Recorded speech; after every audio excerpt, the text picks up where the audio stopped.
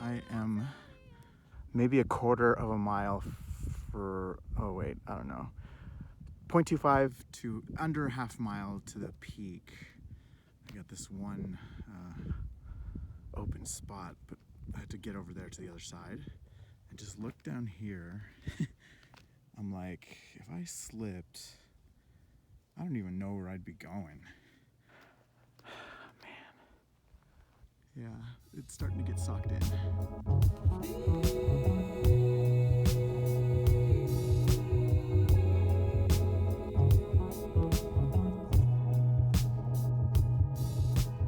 Okay, just a quick video since this has been my nemesis for the last few years. My nemesis, this guy right there. So that is, that's Goat Peak. I didn't quite make it there. I mean, I'm just a few feet below it. There's just so much snow up here. There's so much snow up here that if I tried to go up there, it would just be too dangerous. And just going on this snow right here is just, it's just powder. So it would be super hard.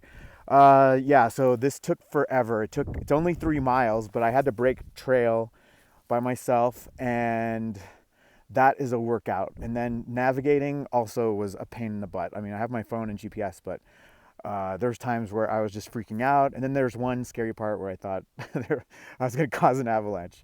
But yeah, so I almost quit a few times, but I made it. Yeah, so this has taken me 3 seasons, and it's taken me at least 7 or 6 to 8 attempts, but finally made it. Now I need to leave. I woke up early. I got on the trail at 8:30. It's got to be almost 2, so I'm gonna run out of daylight pretty soon. So, but I have a headlamp, as long as it didn't freeze. But I also have a trail that I can follow, so it should be easier. What else? Is there anything else to mark this occasion? I don't know what else to say. It's just, this is, I don't know if I'm emotional or what, but I was just fighting in my head the whole time up, whether I could do this and whether I should stop. And I got new snowshoes, and so I was still learning how to use those. So that, yeah, it was just kind of crazy, but I actually love my snowshoes. They're pretty cool. I just need to figure out how to use them better. Okay, so I need to hurry up and eat something and then rush down this hill very carefully, of course. Oh yeah, and then one last thing, my friend Gabriel, he mentioned, you mentioned, if I ever made it up there, I'd have to salsa dance up there. I'm definitely not going to do that. It looks super tiny up there. It's tiny. It's a tiny little platform in the summer, and right now it's just like a very pointy little peak. So I'm not even going to try that. So I think in my head I'm mentally salsa dancing. Go Seahawks.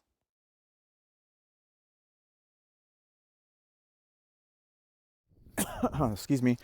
Yeah, so now I could talk a little bit more. In case you didn't know, I was freezing up on the top, and now I'm a mile down, so it's a little easier to chat. My middle finger was numb, so that's the first time I ever had that happen. So I took my glove off and had to stick it in my armpit for about 5 minutes, and then it was painful, but then I got feeling back. Okay, yeah, so this was hard. The first mile is pretty cake. I thought there was one part that I was worried about, but it wasn't that bad because it's icy snow, so it's very firm.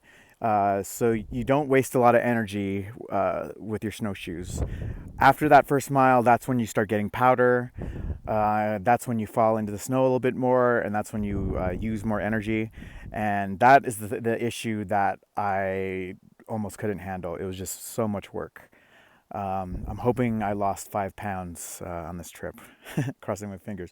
Sorry, my nose is runny too. What else? What else? And then I was just so negative and so frustrated. I was cussing all the way up. I don't know if you see Matt Damon in the movie The Martian. There's a scene where he says "F you Mars." I was almost all the way up. I was saying "Fuck you, goat," because this hike is just a pain, and I just wasn't even sure I'd finish it today. So,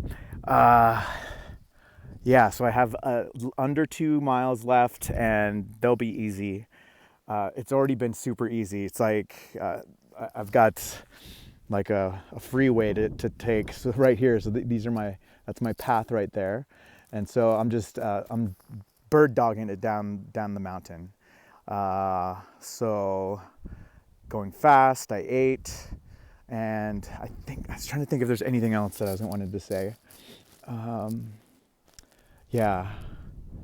Oh, the other thing about the trail, you could see the trail for maybe the first mile and a half, and then after that, because there's so much snow, uh, that's when another stress, just not getting getting lost and not staying on the trail, because the trail still is useful in the snow, because the trees are not in your way, and it's you're not bushwhacking, so yeah. But that's the beautiful scenery. This is the valley that the highway is on. So that's where I'll be driving home in just a few minutes, and hopefully getting a beer with a burger or a burrito, or maybe all three of those things. Just a cool thing about this hike, I'm never gonna probably do this hike again, but it's cool that you get up on the spine of this ridge right here, and you're basically on the top of it and climbing up it to get to Goat Peak. So right here is a cut that I made right here. That's my trail going off that way, and then way over there along the ridge, you can see these cliffs, but way down there I could see my tracks from earlier. So that's where I'll be headed to. It's kind of right here. So yeah, it's kind of a crazy cool hike when you get to ridge run like that. And then I can't focus on it, but I think here, I think right around there, there's there's a reindeer sighting, but it's so hard to see with the clouds.